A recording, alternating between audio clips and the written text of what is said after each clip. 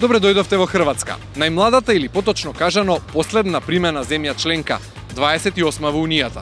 Во клубот на привилегираните пристапува на 1 јули 2013-та. Денес хрватите се горди европејци кои добро ќе размислат пред да ви одговорат на прашањето дали живеат поквалитетно во последниве 2,5 години. Тоа е така затоа што економскиот залет беше пресретнат од глобалната финансиска криза. Сепак, економската статистика покажува голем број значајни придобивки. Хрватите имаат на располагање 10 милиарди евра од европските фондови за периодот 2014-2020. Невработеноста пред 15 години изнесуваше 24%, денес е намалена на 15%. Значителен раст бележи и просечната плата. Од 460 евра кон крајот на 90-тите до 830 евра просечна плата денес. Во оваа епизода ЕУ Карванот ви го представува хрватскиот рецепт на европеизација на домашната економија. Останете со нас.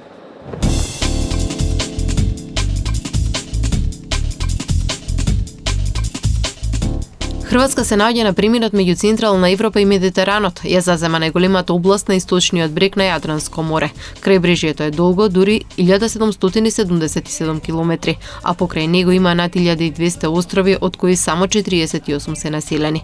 Карибите во Европа, многумина вака го нарекуваат хрватското крајбрежје поради развиениот туризам, природните и историските убавини, но Хрватска е препознатлива и по житородните славонски ниви, лузијата и шумите. Со последниот попис од 2001 има 4,2 милиона жители, со густина на населеност од 76 жители на квадратен километар и една од помалите населени европски земји како што се Норвешка, Финска, Шведска, Естонија, Ирска и Бугарија. Има поволна географска положба и е централна точка на главните европски коридори. Долгиот морски брег и пристаништата се поврзани со добра патна инфраструктура со соседните земји. Во последните 15 на години се изградени околу 1000 километри модерни автопати. Хрватска е на третото место во Европа по водните ресурси, но има и добро сочувана природа. 10% од незината територија е заштитена во рамките на 11 природни, 8 национални паркови и 2 строги резервати. Административно е поделена на 12 окрузи и градот Загреб. Главните економски активности се базираат на природните ресурси, но развиени се и технологијата и индустријата. Најважен е туризмот со 10 милиони странски посетители годишно и учество во бруто домашниот производ од 15%. По воените и политичките искушенија во 90-тите години од минатиот век со подпишувањето на договорот за стабилизација и асоциација во Брисел во 2001 година, Хрватска го направи првиот официјален чекор кон Европската унија. Речиси 12 години траеше патот на Хрватска кон ЕУ. На 1 јули 2013 година стана 28-та членка на Унијата. Со влегувањето во европското семејство доби пристап до многу поширок спектар под програми за финансирање со значително повисоки суми, за разлика од предпристапните фондови, кои беа во вредност од 1,13 милиарди евра. Во текот на финансискиот период 2014-2020 има на располагање вкупно 10,676 милиарди евра од европските структурни фондови.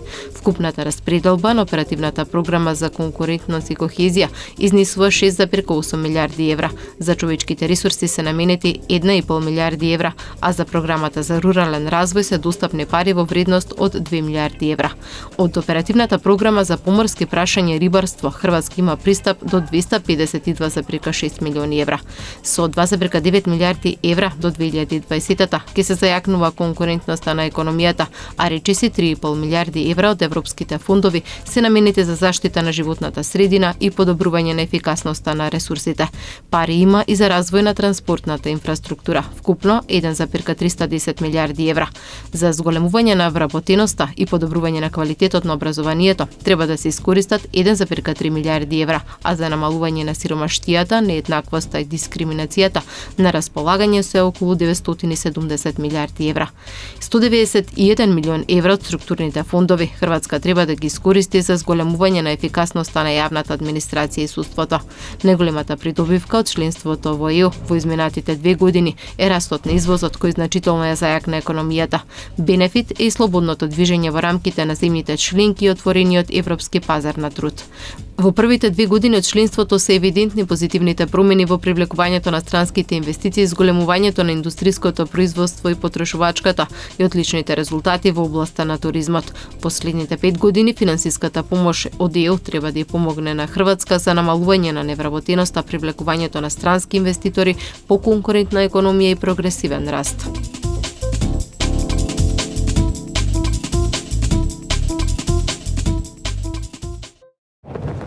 Разговор со господинот Желимир Крамарич, подпредседател на Хрватската стопанска комора, задлужен за меѓународна соработка. Господин Крамарич, добре дојдовте во ЕУ карванот низ новите земји членки. Hvala lijepa, pozdrav vama i vašim gledateljima.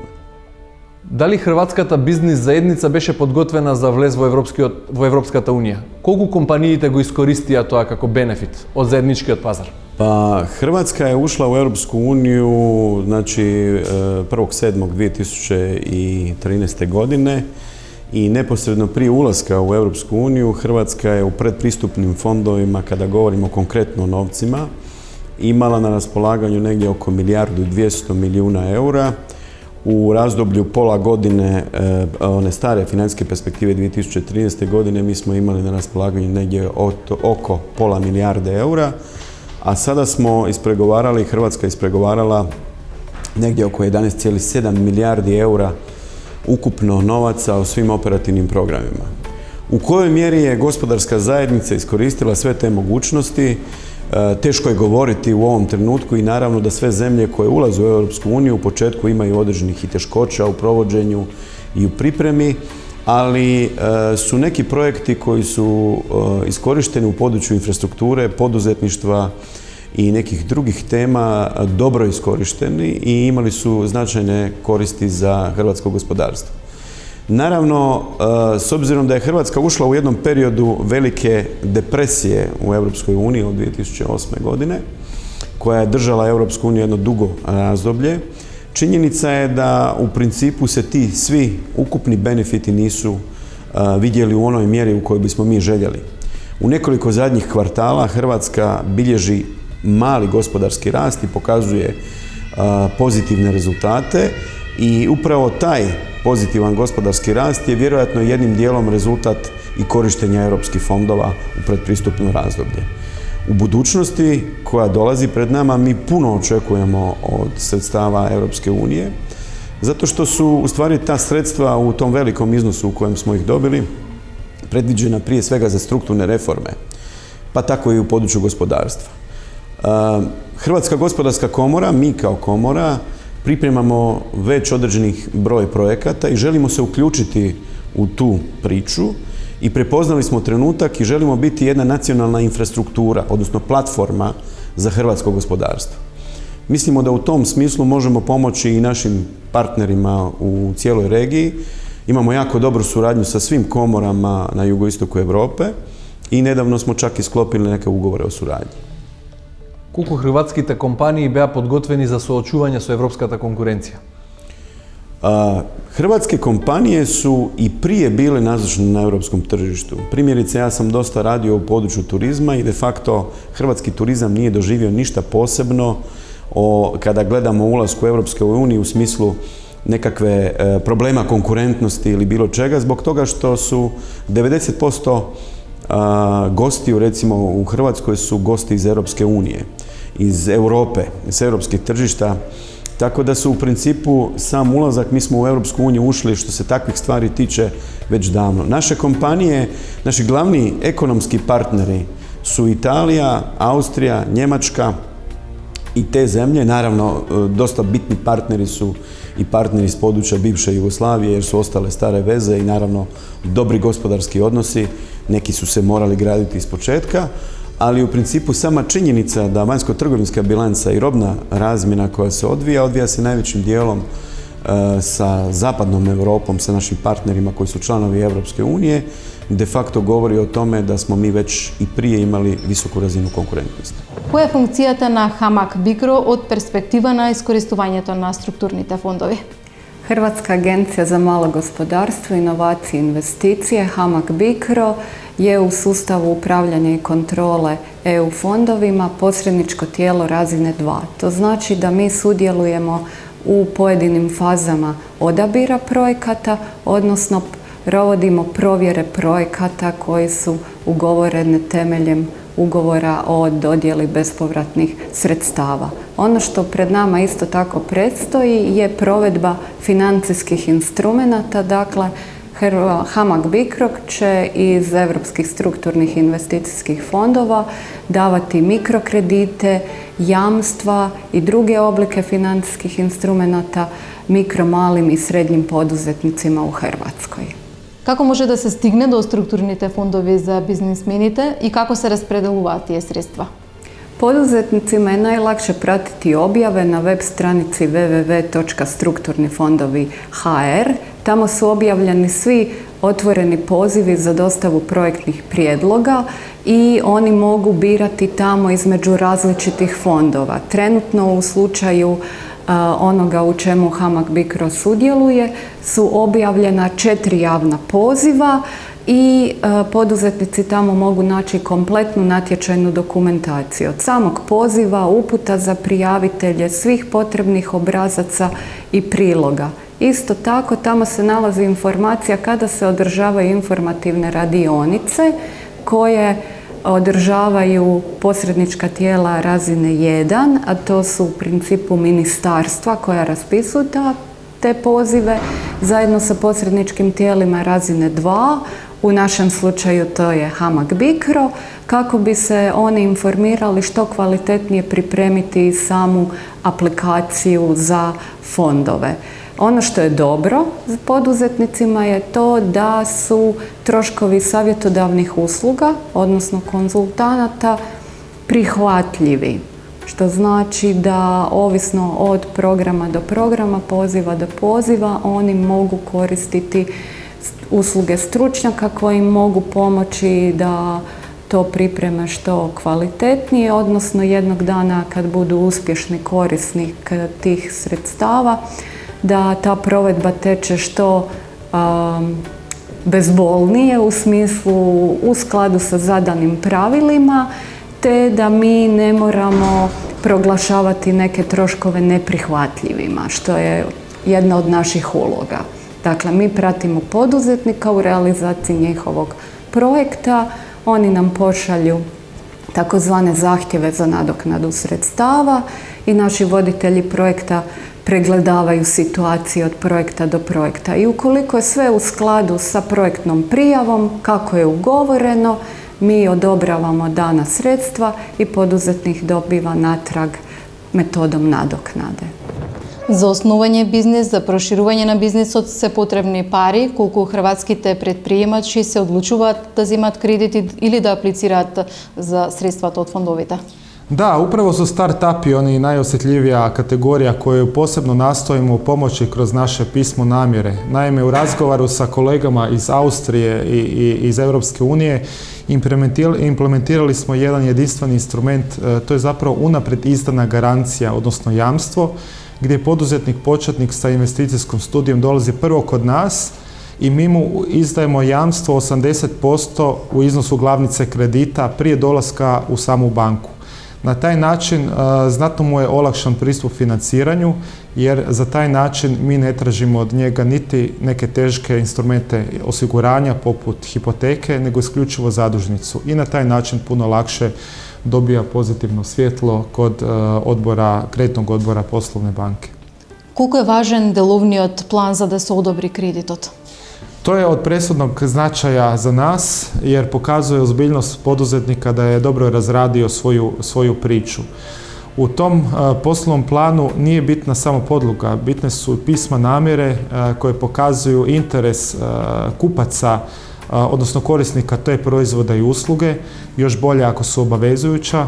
Jako je bitno da poduzetnik zatvori svoju financijsku konstrukciju, da ima vlastito učešće, odnosno da ima također mogućnost financiranja putem banke. Dakle, to je sve vrlo bitno što se tiče zatvaranja samog poslovnog plana. Каква е вашата оценка за деловниот амбиент во земјата во последниве 2 години? Mi smo imali sastanak jedan u Budvi, sad zadnji sastanak koji smo imali kao komore. Osnovali smo Komorski investicijski forum koji se treba brinuti o tome i sastajat ćemo se redovito. 3 radne grupe konkretno predložili konkretne projekte i baš je jedna od tema o kojoj raspravljamo je ukupan znači uvjeti poslovanja i poslovni ambijent, business environment u svim našim zemljama. I jedan od projekata će biti zajedno sa Austrijskom komorom i sa partnerima iz Europe napraviti jedan u stvari kvalitetno istraživanje o tome koji je poslovni ambijent u našim zemljama i na čemu trebamo raditi. Ono što se dogodilo sa Hrvatskom i sa zemljama, to pokazuju i ovi indikatori Svjetskog ekonomskog foruma i Doing Business Svjetske banke. One govore o poboljšanjima i to je dobro. Posebno je lijepo začuti da je Makedonija poboljšala jako cijeli niz svojih uvjeta. Imali smo dole sastanak u Budvi i sa predsjednikom Crne Gore i sa premijerom Crne Gore i možda je najbolja ilustracija da su jedan i drugi rekli mi nismo najidealnije okruženje za poslovanje u odnosu na mnoge druge u svijetu i upravo zbog toga moramo dati duplo bolje uvjete. Ti duplo bolji uvjeti će rezultirati podizanjem konkurentnosti. Ali moramo još jako puno raditi svi skupa. Mi ovdje u Hrvatskoj točno znamo na kojim temama i naravno da će to biti potrebno. U ovom trenutku smo također, evo vidite, u fazi formiranja nove vlade i nadamo se da taj poslovna zajednica također očekuje da taj proces neće predugo trajati, nego da ćemo krenuti u nove reforme i da ćemo osigurati gospodarstvu brzi izlazak iz situacije da imamo niske stope rasta i sve ostalo. Moramo se boriti da stvorimo takav ambijent koji će osigurati stope rasta od 4, 5 i 6% i više, ako Bog da, jer ćemo samo tako moći izaći iz ove gospodarske situacije u kojoj se dugoročno nalazimo. С оглед на тоа што Хрватската комора има околу 170.000 членови, дали правите анкета за бизнис климата? Како би ја оцениле сега вашите членки деловниот амбиент во земјата? Pa Hrvatska gospodarska komora je u zadnjih 1,5 dana prošla jednu veliku promjenu jer je došlo do promjene vodstva i novo vodstvo na čelu sa predsjednikom Burilovićem je napravilo strukturne reforme u komori koje su bile neophodne da bi komora se prilagodila. Komore, kao i sve druge, kao i biznis, se moraju prilagođavati tržištu. One moraju, bez obzira na svoju javnu ulogu ili na privatnu ulogu, one se moraju prilagođavati tržištu, potrebama onih zbog kojih one postoje. Vrlo je jednostavno za svakog biznismena razviti poslovni plan. Tako i komora mora razviti svoj poslovni plan, što će i kako pružiti svojim članicama. Hrvatska gospodarska komora upravo uvodi sad digitalnu komoru, digitalnu platformu, kako bismo mogli na jednostavan način komunicirati sa svih naših 140.000 članica, kako bismo im mogli davati sve potrebne informacije, kako bi oni mogli jednostavnim stiskom na svoj aparat, mobilni ili bilo što, ili na kompjuter, riješiti sve svoje probleme, kako bi se smanjile barijere poslovanju i kako bi ih mi povezivali sa onima s kojima oni trebaju biti povezani. Kako bi im stvorili, kako bi im ponudili svoje usluge na jedan digitalni format i kako bi oni dobili CT. To je sve moguće financirati iz strukturnih fondova kao iz ovih programa predpristupne pomoći, jer digitalizacija je digitalna agenda, jedna od ključnih agendi Europske unije. To želimo podijeliti sa svim komorama iz regije i naravno sa komorom iz Makedonije. Koja je najdobra i najbarana profesija? Najbolja profesija to su IT sektor, recimo tu IT sektor, doktori. Najbolja profesija je kad živite od svojih ruku, kad imate neki zanat, neku struku, kad imate fakultet, a da imate pritom radno mjesto i da sve to upražnjavate i od toga ostvarujete nekakvi dohodak za sebe i obitelj. Pa mislim doktori, političari, normalno. Колку добро ги искористивте придобивките од членството во Европска унија? Ne znam da li znate, Hrvatska je, čini mi se, jedna od najgorih članica Europske unije po postotku povlačenja sredstava. Mislim da je postotak nekih samo oko 15%, 20% više, a Poljska 80% više nego što ona da. Tako da naravno da se može više i treba se više. Pa jako dobro.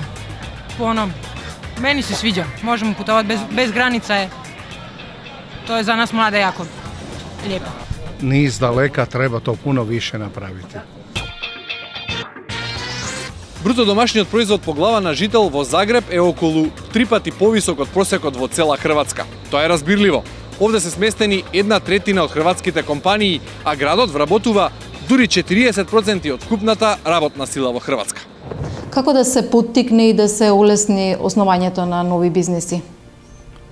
Pa prije svega prvenstveno kroz mikrokredite koje upravo dajemo poduzetnicima, početnicima do 2 godine za samozapošljavanje, ali isto tako putem pisma namjere, odnosno jamstva kroz program EU početnik gdje nam je u suradnji Europski investicijski fond upravo za samozapošljavanje, odnosno za te mlade kompanije, odnosno firme.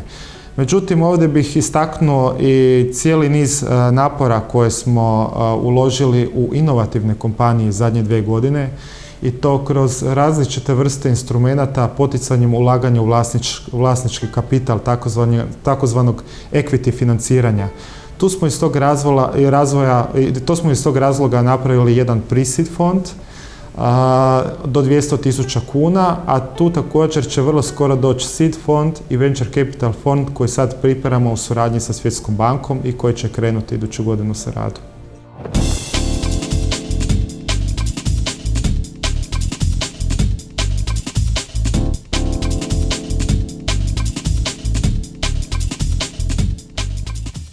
Хрватската економија во последните 25 години беше подложена на структурно прилагодување и промени. Овој период е одбележан со процесите на транзиција, глобализација, интеграција и либерализација на пазарот. Во 90-тите години од минатиот век по падот на социјализмот доживеа транзиција кон отворена пазарна економија, во која доминантен е секторот услуги. И покрај тоа што од 2009 година беше тешко погодена од глобалната финансиска криза, остана една од најсилните економии во југоисточна Европа, со бруто домашен производ подобар од некои членки на Европската унија. Хрватска се насочи кон намалување и рационализација на трошењето на јавните средства. Се намали и оптоварувањето за стопанството и се стимулираше економската активност. Државата е со највисока стапка на продуктивност во регионот. Туризмот е еден од најважните сектори во хрватската економија. Во бруто домашниот производ учествува со 14%. На хрватскиот пазар има компании кои се успешно интегрирани во системот за снабдување со резервни делови за врвни светски производители на автомобили. Со долгогодишна традиција и фармацевската индустрија, а најголеми приходи остварува прехранбената и вработува повеќе од 60.000 луѓе. Бруто домашниот производ за 2015 година се проценува на 89.760 милиарди евра или 20.873 долари по глава на жител. Од 2009 година економијата е во рецесија. Покриеноста на увозот со извоз е само 57%. Стапката на невработеност изнесува 15%. Без работа се околу 53% од младите. Невработеноста во Хрватска се намалува во текот на летните месеци поради сезонското вработување и повторно расте во текот на зимата. Во 2014 со грант од 83 милиони евра се основани повеќе од 12.600 нови бизниси преку проектот Бизнес Импулс. Се создадоа илјадници нови работни места. Програмата за поттикнување на предприемништвото и занаетите годинава е во вредност од 4,37 милиарди куни. 88% се финансира од буџетот на Европската унија, додека останатите средства ќе бидат достапни од државниот буџет. Досега парите од фондовите на Европската унија наменети за бизнес секторот беа скромни. Огласот за предприемачи во 2013 година тежеше само 33 милиони евра. Сериозни износи како неповратни грантови се опфатени во тековната финансиска перспектива. Од вкупно 8,4 милиарди евра од оперативната програма за конкурентност и кохезија до 2020 за развој на предприемништвото се обезбедени 960 милиони евра. Министерството за економија годинава одвои 2 милиони евра за поддршка на кластерите. Се очекува во 2020 да се исполнат целите на индустријската стратегија, каде е предвидено да се регрутираат 80.000 нови луѓе во индустријата. Во првите 8 месеци од годинава е забележан позитивен тренд. Бројот на стартапите е речиси 3 пати поголем од бројот на затворени фирми. Во овој период Хрватска има регистрирано над 8.000 нови деловни субјекти. 1/3 од новите бизниси се отворени во Загреб, а како атрактивна средина за основање фирми се издвојува и Сплит, каде што се отворени 9,84% или 839 нови бизниси. Во следните години се очекува стартапите да бидат лидери на економското закрепнување на земјата. Ќе динамизираат економската активност и ќе придонесат да се постигнат повисоки стапки на раст на хрватскиот бруто домашен производ.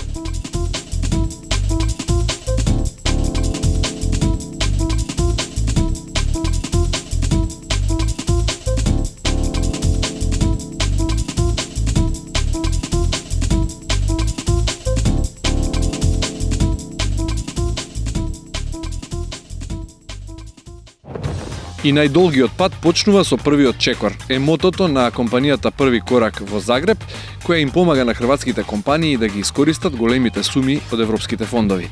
Таа всушност го менаџира процесот од апликација до финална реализација. До сега работела на околу 20 проекти. Искуството ќе го побараме од одговорните внатре.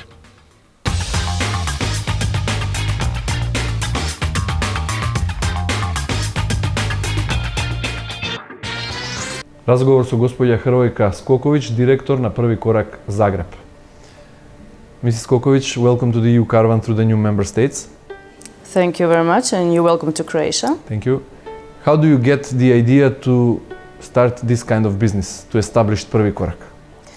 Well, the idea actually started a long time ago, but it only materialized in 2012 as a reaction to the crisis in the banking sector where I was working in 2011, and I lost my job, and it kind of gave me an impulse to start my own business in this field of management consulting and actually working with EU funds or working with all kinds of sources of co-finance for various projects from the public sector and the private sector. I started my career in the development organizations such as USAID, so I have experience in the development projects for, again, various fields. I continued in the World Bank with headquarters in Vienna, where I was the first representative of a country aiding the Western Balkans in attracting foreign direct investment, where I also worked with some colleagues from Macedonia who were also represented in the project. So that was also one development project relying mainly on international organizations, but it helped me to transition into the new kind of funding, which are the EU funds in Croatia. What is your experience with the people from Macedonia that you have? Very, very pleasant, very cooperative, open-minded, assistive, and I can only congratulate them because in the period when I was there, from 2005 until 2009, they attracted a significant amount of foreign direct investment into Macedonia. Can you name who you... I worked with Mr. Igor Chuchkov and Mr. Viktor Mizo. Can you give us some specific details about one or two projects that you managed to realize with the public sector? Yes, it was in 2014 that we prepared an application for a business zone in Zadarska County, and this was one of the projects which were rated very well, evaluated very well, and got, let's say, an approval for 20 million kuna grant, which is around 3-point-something million euro. In the latest phase, the applicant, which is in Zadarska County, needs to provide proof of building permits. I don't have information now whether they have managed to complete everything in time, but if it happens so, the county will get such an amount of money to directly benefit its own economy, because the entrepreneurship zone will be able to host many of the SMEs which are necessary for economic development. What is your opinion? Do the young Croatian entrepreneurs have genius ideas for starting a new business? Maybe you have followed recently a lot of the seed camps which have happened in Croatia, as well as startup events. I think that Croatia has a lot of young and new talent. For example,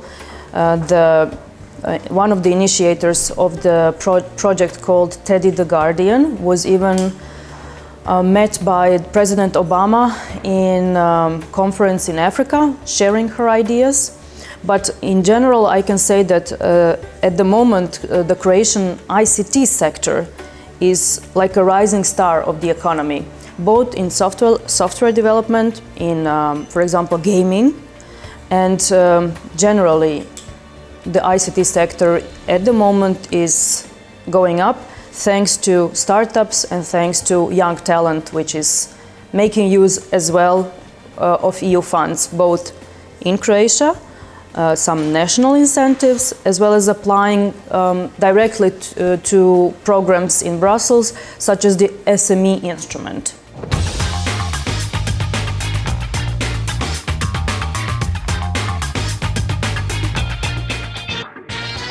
Во првите 8 месеци годинава е забележано тројно зголемување на стартап бизнисите. За повеќе од 30% е поголем бројот на новорегистрирани фирми од оние кои изгаснале.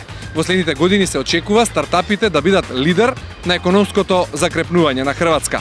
Минатата година со 83 милиони евра од европските фондови се основани повеќе од 12.600 нови бизниси кои создадоа илјадници нови работни места.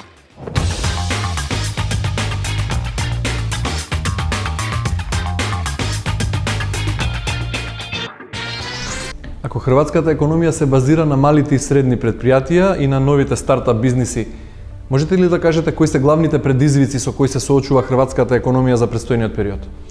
Pa gledajte, hrvatsko gospodarstvo kao i svako gospodarstvo, a vjerojatno i makedonsko, je najveći broj gospodarskih tvrtki pripadaju segmentu malog i srednjeg poduzetništva. Gotovo tako i u Europskoj uniji. Oni su motor i pokretač uz velike tvrtke, motor i pokretač zapošljavanja i inovacija i cijelog niza novih ideja u poduzetništvu. Između ostaloga imate istu situaciju kao u Europskoj uniji. U Hrvatskoj naše članice su također 99% su de facto male i srednje poduzeća, mikro, mala i srednja poduzeća. Obrti su članovi obrtničke komore i u principu takva ista situacija u Europskoj uniji. Koji su najveći izazovi? Najveći izazovi su izazovi za koje smo predložili projekte, zajedničke projekte našim partnerima i na jugoistoku Europe. Iste takve projekte razvijamo i sa partnerima iz Europske unije.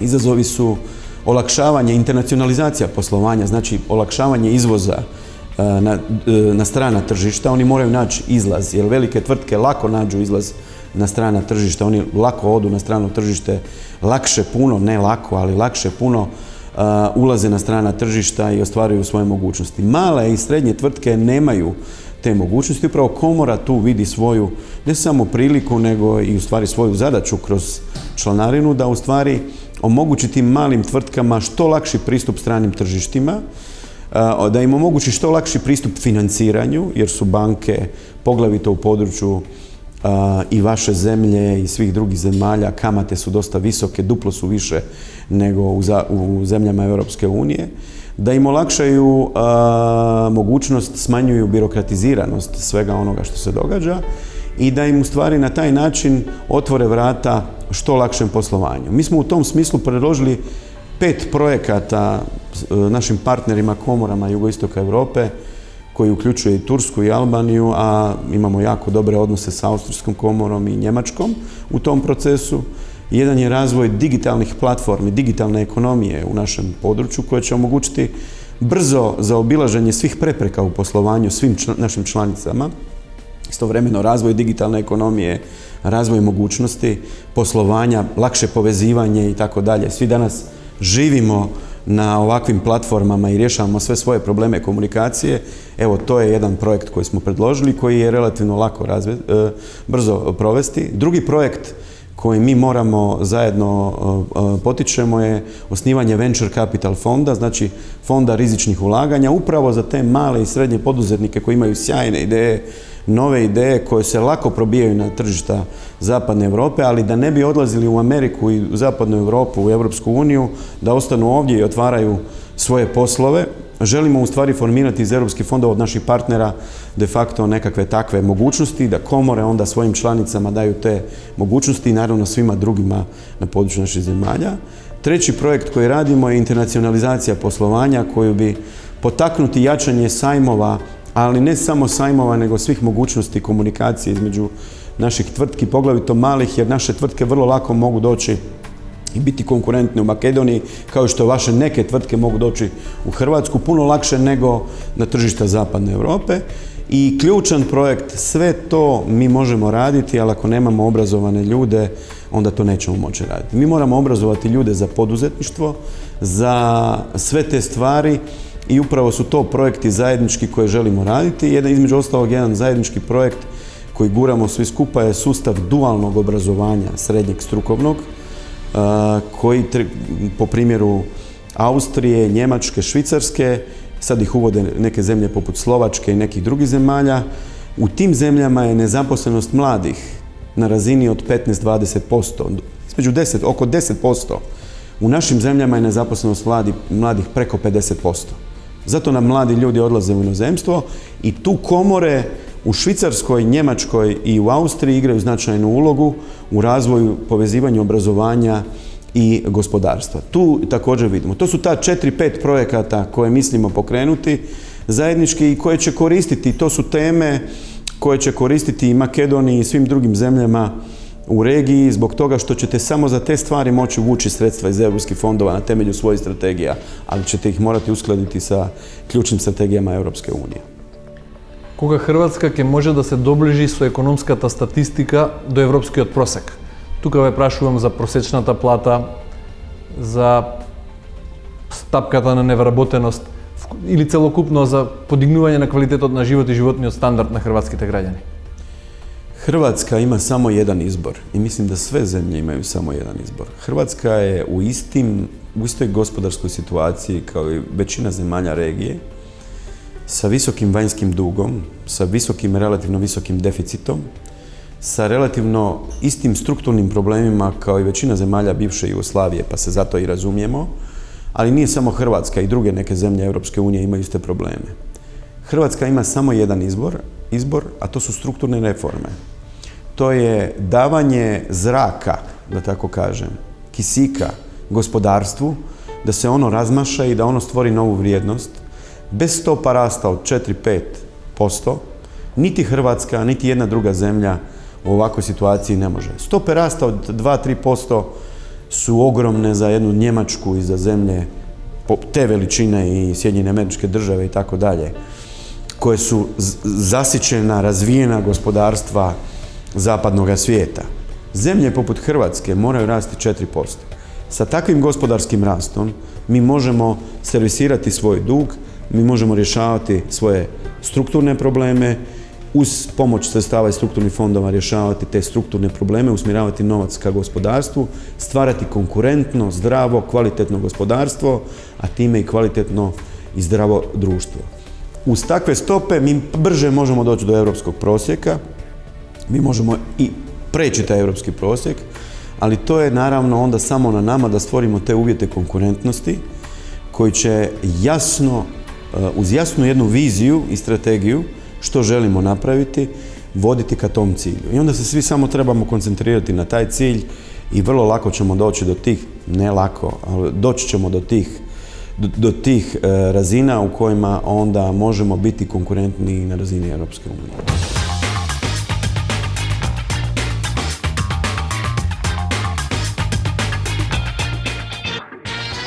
Во оваа епизода видовте кои се предностите за хрватската економија, но членството значи многу повеќе од економски придобивки.